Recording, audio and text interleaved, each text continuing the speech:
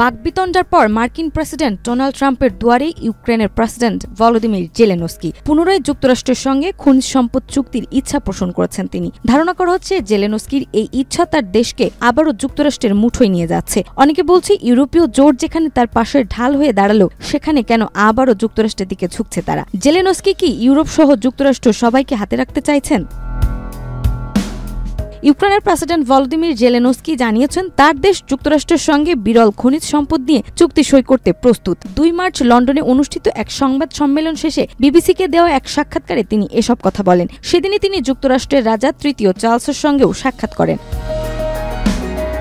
এর আগে ২৮ ফেব্রুয়ারি ওয়াশিংটনে যুক্তরাষ্ট্রের প্রেসিডেন্ট ডোনাল্ড ট্রাম্পের সঙ্গে বৈঠকে বসেন জেলেনস্কি। সেখানে খনিজ সম্পদ চুক্তির সই হওয়ার কথা থাকলেও শেষ মুহূর্তে তা হয়নি। বৈঠকে দুই নেতার মধ্যে তীব্র বাকবিতণ্ডা হয়, যার ফলে যৌথ সংবাদ সম্মেলনও বাতিল করা হয়। লন্ডনের জেলেনস্কির চুক্তির ভবিষ্যৎ সম্পর্কে প্রশ্ন করা হলে তিনি জানান এটি মন্ত্রীদের সইয়ের জন্য প্রস্তুত রয়েছে এবং ইউক্রেনও চুক্তি সই করতে প্রস্তুত। এদিকে ইউক্রেনে ১ মাসের যুদ্ধবিরতির জন্য ফরাসি প্রেসিডেন্ট ইমানুয়েল ম্যাক্রো ও ব্রিটিশ প্রধানমন্ত্রী কিয়ার স্টারমার একটি প্রস্তাব দিয়েছেন। এ নিয়ে জানতে চাইলে জেলেনস্কি বলেন তিনি বিষয়টি সম্পর্কে সবকিছু জানেন এবং তিনি এটি নিয়ে ভাবছেন।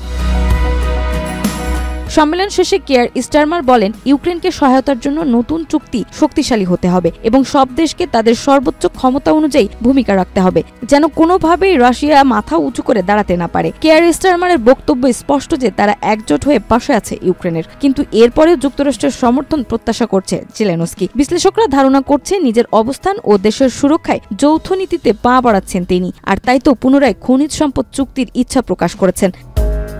নাজমা, মাই টিভি।